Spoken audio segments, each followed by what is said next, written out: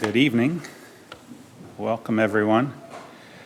So to start off, I want to get your idea. So I'm going to say the topic that I'm going to be doing, and I want you to just respond. What's the first thing that pops into your mind when I say this? All right?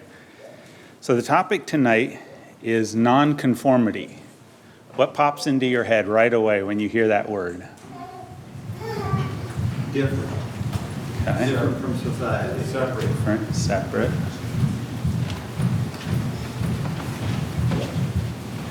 Anything else? Two kingdoms. Okay. All right. So there's many different aspects to this. And many times when you are talking to someone and you're using the same word, you might be meaning have two different meanings. They're coming at it from one perspective, you're coming at it from a different perspective. So I find it's always good when you start into a discussion to define your terms. Figure out exactly what are we meaning when we use a word so that we're kind of on the same page. So we'll start off with defining non-conformity. And the best way to define it is to kind of break it down into small pieces. So non-conformity is made up of four small things: non, con, form, and ity. Non-conformity. So let's start with the suffix, the last part, ity. What would ity, what does that suffix usually mean? So a good example is unity, diversity, or divinity. All those have that ity at the end. So the ity is the state or condition of being. So for example, unity, that's the state of being unified. Diversity, it's the state of being diverse. Divinity is the state of being divine. Okay? Let's take a look at con, C-O-N. What does that bring to mind, or what does that mean? This one is used in words like concur, confide, console, or conspire. So that con has the idea it's meant with or together. It kind of has the idea of a group.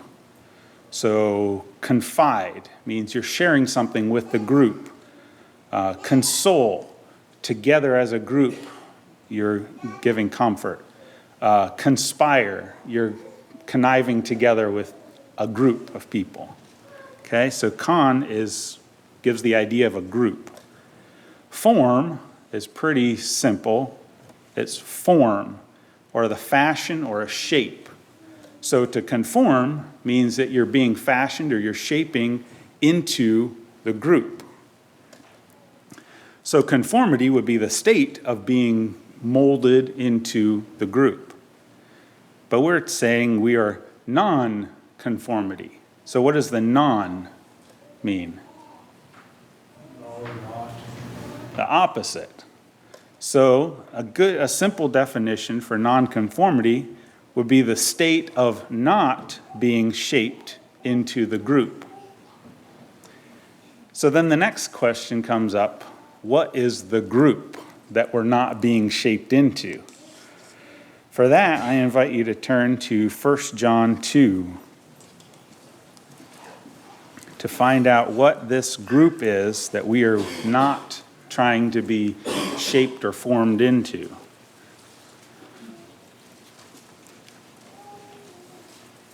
First John 2, and look at verse 15. It says, "Love not the world, neither the things that are in the world.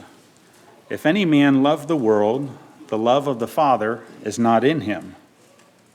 So here we see the group that we are not being shaped into or formed into is the world. Well, that brings up another question. What is the world? What is this world that we're not being shaped into? So for that, we have to kind of go back to the original language to kind of get an idea, what did they have in their mind when they use this word world? So the original language is Greek, and the word that they used was cosmos. You probably have heard that word before. So on the basic meaning of it was physical things, creation. When we look around, we see trees, we see the ground, we see the sky, clouds, the physical things around us. But it meant a little bit more than that. It meant kind of the order. We don't live in a disorganized creation. It's very organized. When we look down, we expect to see the ground. When we look up, we expect to see the sky. We don't expect it to ever be the other way around. So there is an order or a structure to the physical things around us. When this term is used in Scripture, it kind of puts that mindset, that order of things into us as humans. And it particularly talks about the mind. So it could be how our thought processes are, how we would, whenever we want to make an argument, we have these are our reasons, and they're pretty organized in our reasoning. And that's kind of the mindset or the thought that they had when they used this term. It's the thought process or the mindset, we could almost say the worldview. But it's not just the thought process, mindset, or worldview of any person. It would be the mindset of those that are unbelievers, those that are unregenerate. So what exactly does the unregenerate mind think? What is its thought process? I invite you to turn to Genesis 6 to see kind of what the unbelieving mind, kind of what it's geared toward, what its mindset is. Genesis 6, verse 5 says, "And God saw that the wickedness of man was great in the earth, and that every imagination of the thoughts of his heart was only evil continually." So the unregenerate mind, how it thinks, its thought process is evil. It's opposed to God. So as we think about this, we are not to be like the world. We're not to have the thought process that the unregenerate mind would have. Many times when we think of things that are worldly, we tend to think of objects or actions. And I would propose that it's not necessarily those objects or the actions, it's the thought process behind how those items or that action is done. Let's turn to Romans 12, and we'll kind of see that played out. Romans 12, a fairly familiar passage.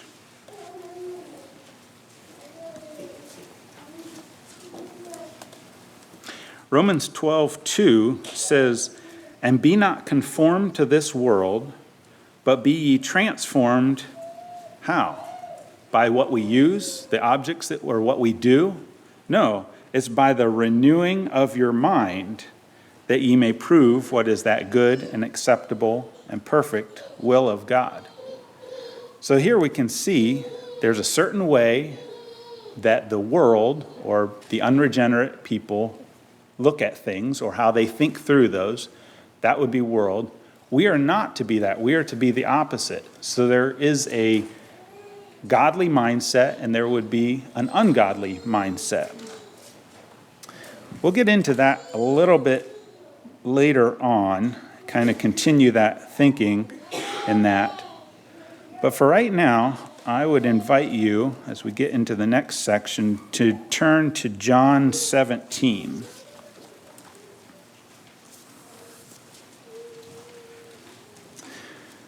John 17, Jesus is talking, has been talking to his disciples and is now praying to his Father in the upper room, as far as we can tell.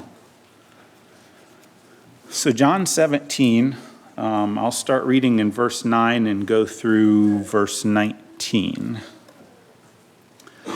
John 17:9. I pray for them. I pray not for the world. And I want to pause here because as I'm reading through this passage, I want you to notice how many times the word world is used in this passage. So verse 9, I pray for them. I pray not for the world, but for them which thou hast given me, for they are thine. And all mine are thine, and thine are mine, and I am glorified in them. And now I am no more in the world, but these are in the world. And I come to thee, Holy Father, keep through thine own name those whom thou hast given me, that they may be one as we are. While I was with them in the world, I kept them in thy name. Those that thou gavest me I have kept, and none of them is lost, but the son of perdition, that the scripture might be fulfilled.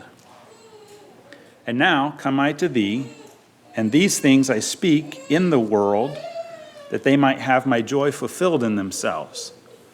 I have given them thy word, and the world hath hated them, because they are not of the world, even as I am not of the world. I pray not that thou shouldest take them out of the world, but that thou shouldest keep them from the evil. They are not of the world, even as I am not of the world. Sanctify them through thy truth. Thy word is truth. As thou hast sent me into the world, even so have I also sent them into the world.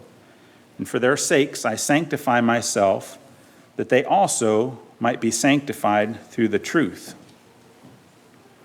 So in this passage here, we have you could say, a conundrum that is set up. And I want to draw a diagram.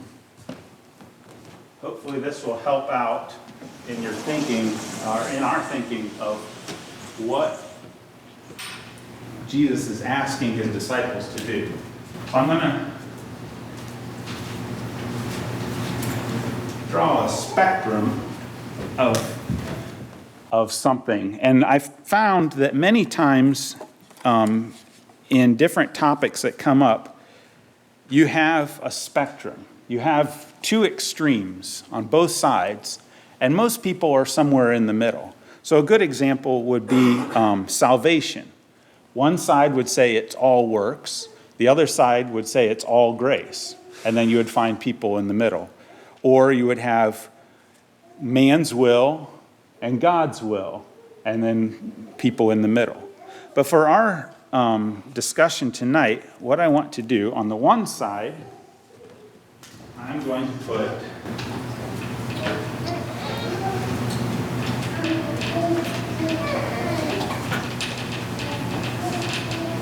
on the one side you have isolation. These are the people that focus on the holiness, how we should be separate from the world, which you saw there in verse 16. They are not of the world, even as I am not of the world. So they focus on that aspect of it. But on the other side, you have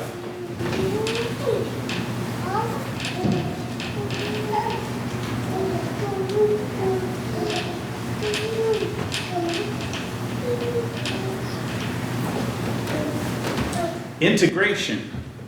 These people focus on verse, where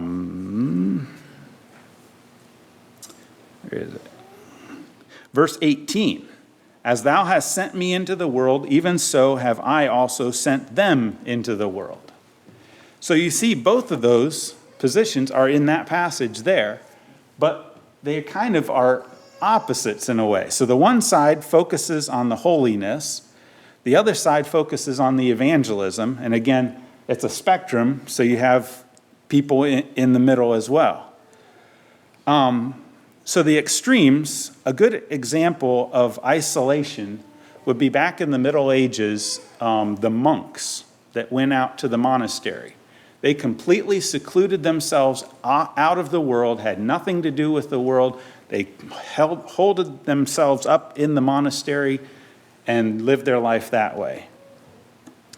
On the other extreme, you had, and a good example would be Constantine, towards the end of the Roman Empire.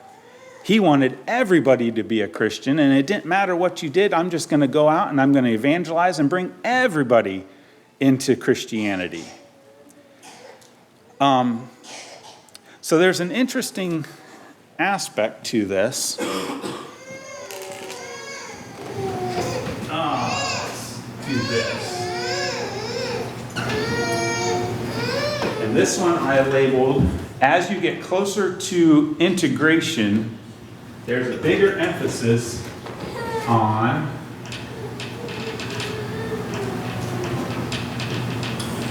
outreach. So the more you get into integration, the more you're focusing on reaching out to those around you.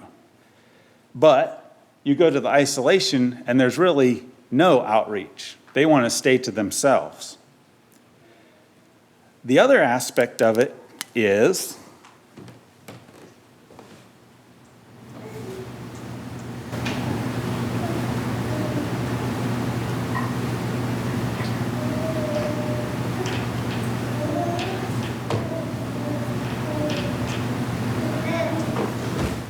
standards. Those, as you get closer to the isolation, the higher your standards are, or the more rules that you would have. So you look at the monks, they pretty much said everything, had everything, how you woke, how long you slept, what you ate, everything. But then you go to the other extreme, and they were like, well, we want to reach everybody, so why have any standards? And so you see there's a big spectrum. The more you get to the integration, the more you focus on outreach and minimize standards. The more you go to the isolation, the higher you increase the standards, but you minimize the outreach. So the interesting thing on this is hopefully all of us are somewhere in the middle. There's kind of a balance. You kind of see it kind of meets in the middle somewhere. Hopefully that's where we're trying, where there's a good balance between having our standards. We do want to be holy because God is holy, but we do want to reach out to those around us. So one thing that I found interesting in studying this is I kind of gather that a lot of you grew up in a church that was kind of towards the isolation point, and as you've grown, you've kind of moved more towards the integration. There's others of us that grew up more in the integration church, and as we've grown up, we've kind of moved more towards the isolation. And one thing that I find kind of neat, specifically here at Sunlight, is we kind of work together. So those of us that have been in the isolation aspect and have moved more towards the integration, we can kind of warn those, don't go too far towards the isolation because of the dangers that are there. And then those of us that have been more towards the integration, as we move there, we can kind of warn you, don't go too far towards the integration because of the dangers there. So hopefully that helps put a mental picture in your mind, kind of how things, or at least how I perceive things work. Hopefully that is helpful to you as well. So the last part that I want to do, if you turn to Hebrews chapter 5, kind of lay the groundwork of where I want to go with this last part here.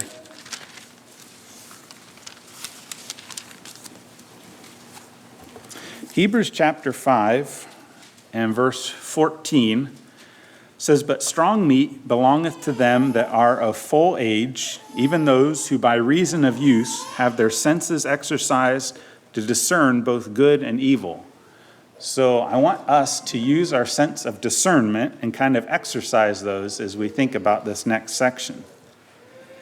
I always found it interesting as when I was in school, the teacher would get up and say, all right, today we are going to discuss something. So if you, again, I look at how words are defined. That first part, die, it means two. So usually a discussion is a two-way street. And I kind of chuckled because the teacher would stand up and say, we're going to discuss a certain subject. Well, there was no discussing about it. They were going to teach us about that.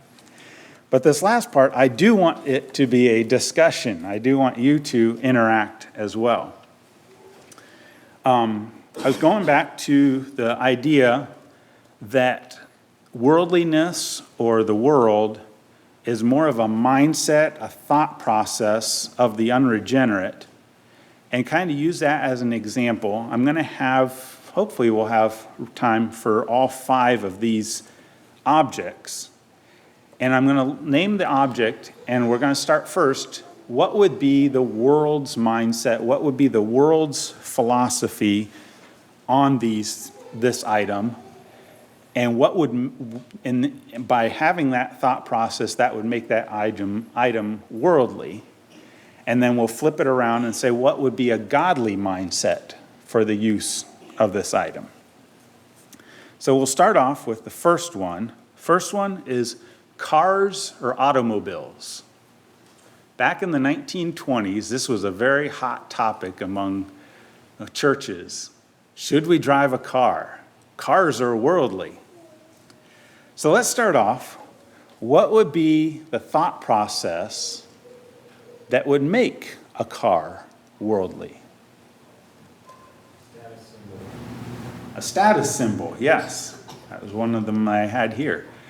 If you want to be high class, you're going to drive a certain car. Okay?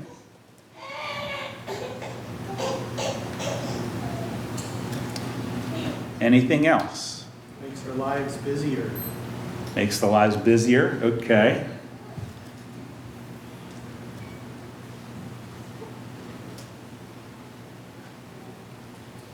I was thinking about speed and power, but I'm not sure how the thought process is in that. Maybe pleasure.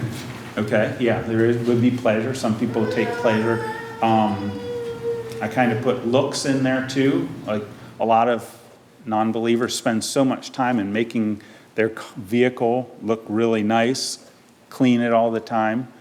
So maybe there would be that idea of making it look good, making me look good because I have a nice car.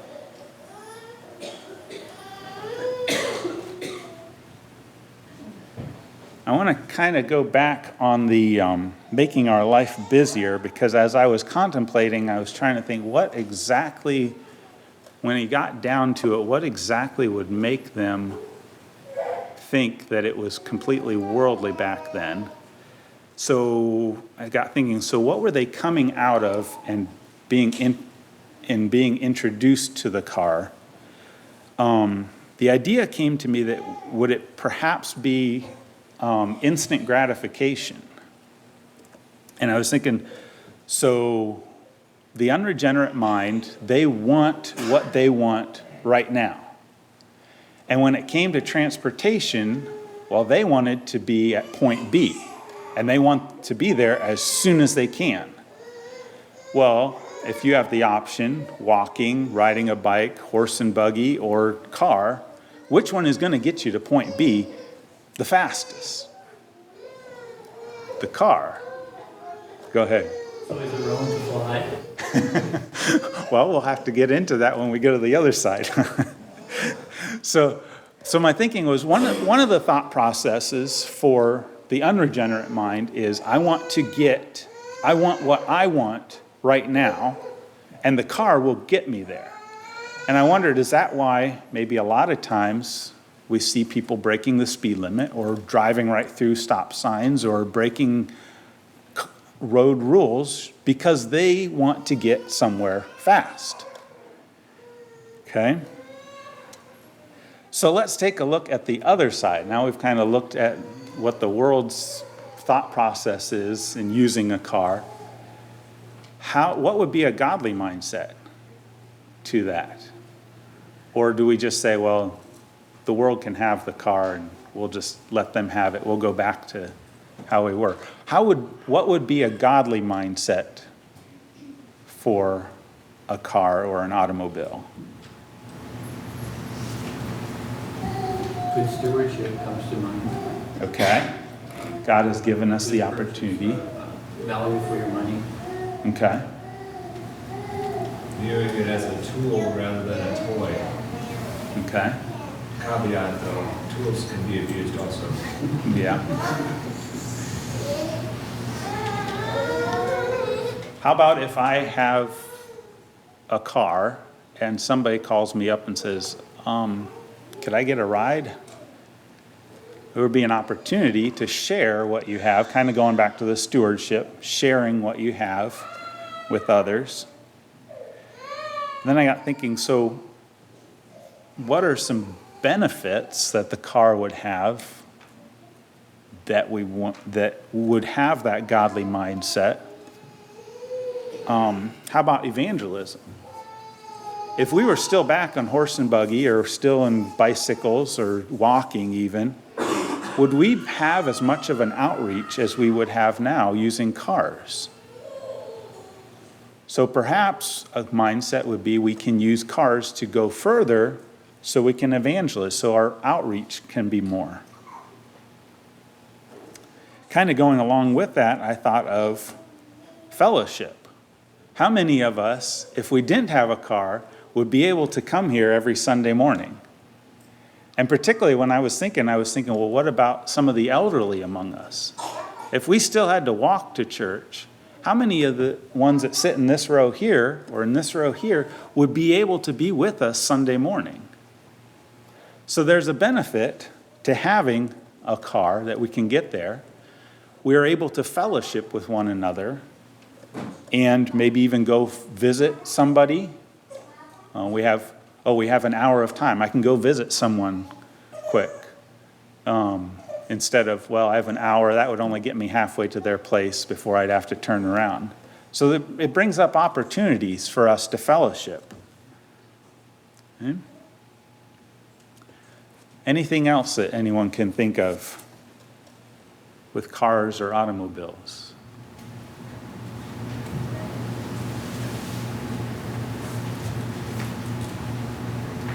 Another caution, sometimes conveniences like that cause us to look far away first and ignore the seemingly smaller opportunities close at hand. Mm-hmm. And I do appreciate the point you made, that we can reach out further. I'm not sure that we do, but we can. Yeah. Oftentimes when you're limited to travel, the demographics change. You find the worship closer. True. Yeah. Yeah. All right. So you kind of have an idea of kind of what I was thinking as far as both sides of this. So we'll move on to number 2. Number 2 is music. Okay, so let's start with the unregenerate's mind, their mindset. What would be their mindset for music? So that when they think this way about music, then they would use music in a certain way. Distract from reality. Okay, yes. Listen to what makes them feel good. Yes, that was one I had here, pleasure. A lot of times the unregenerate unbelievers, they listen to music because it brings them pleasure. Artists glorifying themselves. Okay? I put that as worship. So, yeah, a lot of times the singers stand up there and they accept the worship of the people. I found it interesting. I don't know if it is anymore. I know back in the 90s and 2000s, there was a show on TV. There was a singing show. Contestants were supposed to sing and decide who was the best singer. And guess what the name of that show was? American Idol. Right there it was, IDOL, Idol. To me, it was very surprising that they would be bold to portray it as we're worshiping these singers. So yeah, worship. Either worshiping the person singing or worshiping themselves. Okay. It can also be used as a vehicle to demonic activities. Yes, there is an aspect that Satan uses music to get into the mind, into the heart. No? Expressions of rebellion and immorality. Okay. trying to draw others into those activities as well.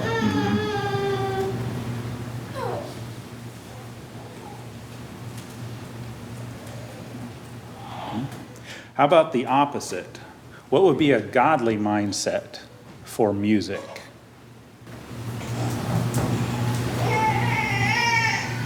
Worship of God. Yes, that was the first one I had. So while the unbelievers using music to worship man or worship the singer, we can use music to worship God, the true one that we should be worshiping. Music can be a vehicle of ministry. Okay? I had encouraging. We can encourage one another with our singing.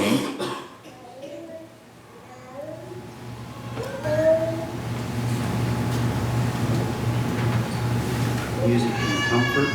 Okay, comfort. Yep. For myself, music has a way of expressing what I don't know how to put into words. Okay. Yeah.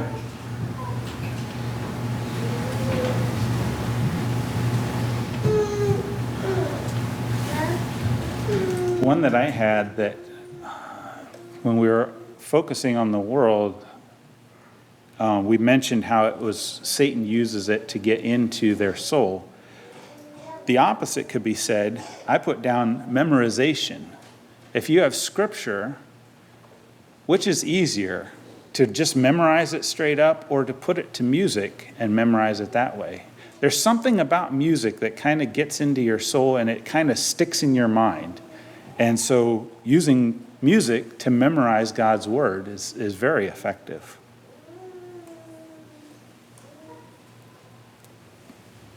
All right. Slowly running out of time, so I'll quickly move. Let's go to real estate or houses, property. What would be the world's mindset to houses or property? What would be their thought process for use of that? Status and prestige. Okay. And some of this will start overlapping with some of the other ones that we said, but yeah, status, prestige, wealth, power. Brings a sense of security. Okay, yeah. Could perhaps draw attention to yourself. I have the best house, or my property is kept up the best. And it kind of draws attention to the owner. What about the opposite? What would be a godly mindset for property or houses?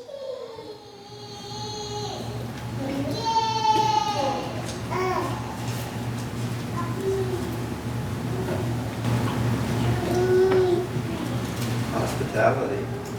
Yes, that was one of the I thought of. Sharing what you have. Shelter. Shelter, yeah, protecting yourself from the elements.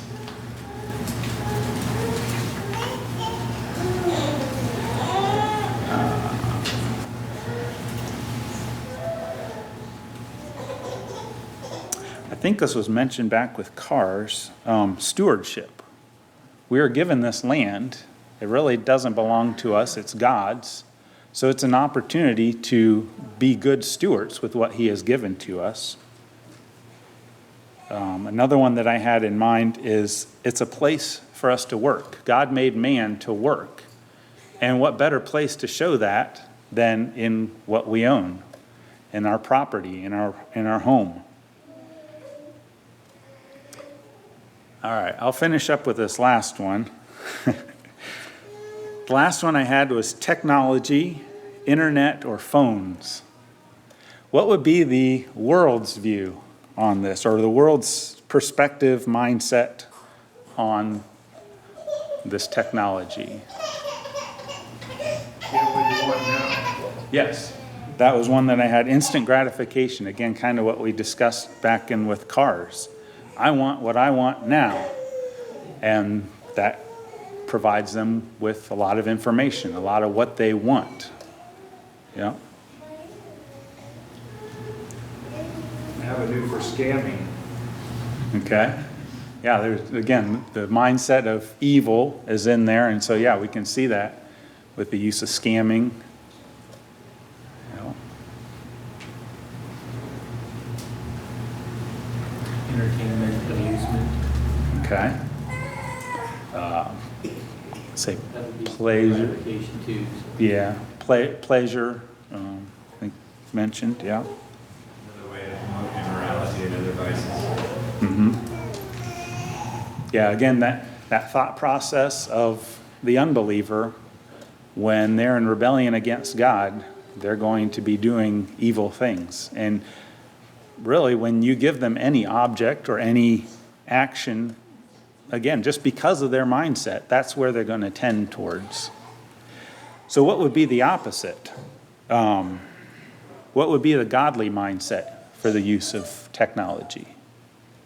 Communication, evangelism. Okay, yeah.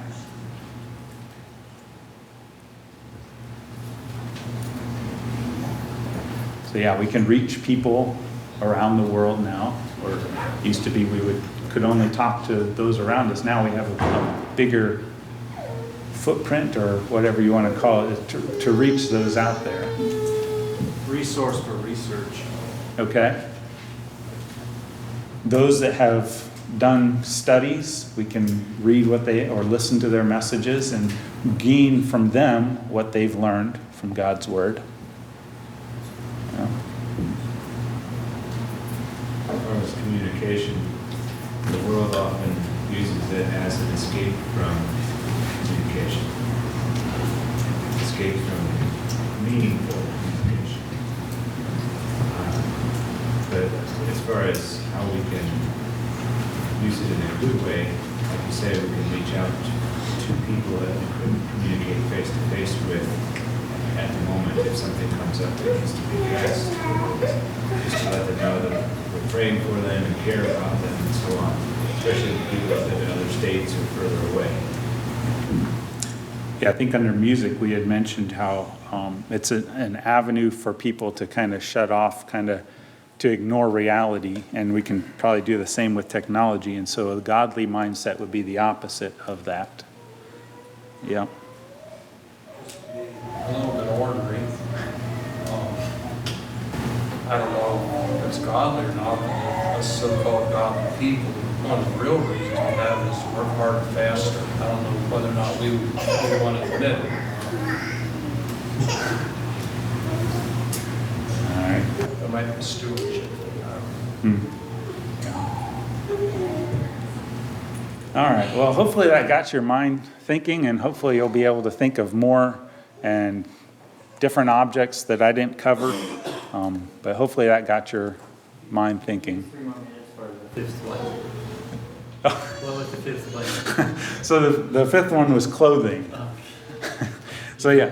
You don't have 2 minutes. So yeah, you can think about that one, both the worldly and the godly mindset on the use of clothing. There's one thing, going back to your diagram, Okay. I wonder if you had some insight on.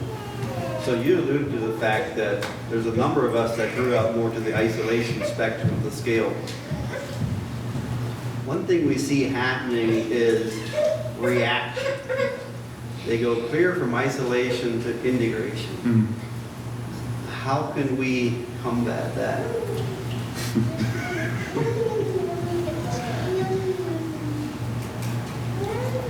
Yeah, that Truthfully, the opposite is true too. You see people Yeah. from integration going completely to isolation. Just, I'm more familiar with isolation to integration, that's why I phrased it that. and that is an interesting thing with human nature. We tend to react, and so yeah, when we see we are on one side of the spectrum, and so we tend to react and go completely to the other side. I guess my response would be kind of how I mentioned those that have been in integration and have seen the problems with that. Again, both sides need to be open and accepting of what the other side has seen. But hopefully, if they're in isolation thinking of going to integration, talking to somebody and realizing the dangers of going that extreme, and vice versa. He used the word reaction. think that's key. Rather than reacting, we need to focus on what we want. You know, if we are going after something and not necessarily running from something, that should give us some clarity. That's true as as well. Does that make sense? We're going after holiness I and pleasing God. agree with you, but I'm also going to make an observation that we don't, or what happens too many times, we don't gain the necessary, the maturity to stop and figure out our actions until we're all the way into integration. Then what? Now, perhaps an exploration of the reason why they are pulling one extreme or the other is in order. If it's simply an excuse for throwing off former standards or lack thereof, as was just mentioned, are you running from something or are you going towards something? Are you trying to remove something only, or are you trying to replace it with something better?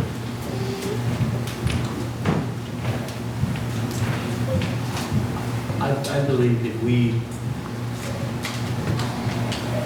are intentional or keep it in our forefront, our experience, we can't get away from that.